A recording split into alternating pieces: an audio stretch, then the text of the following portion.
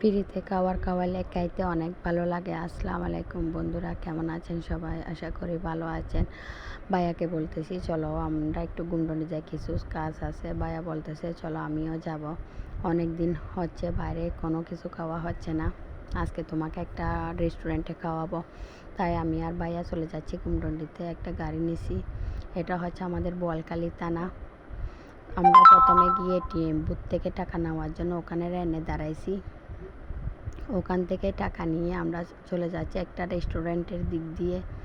রেস্টুরেন্টে গিয়ে প্রথমে খাবারের মেনু দেখে খাবার অর্ডার করলাম।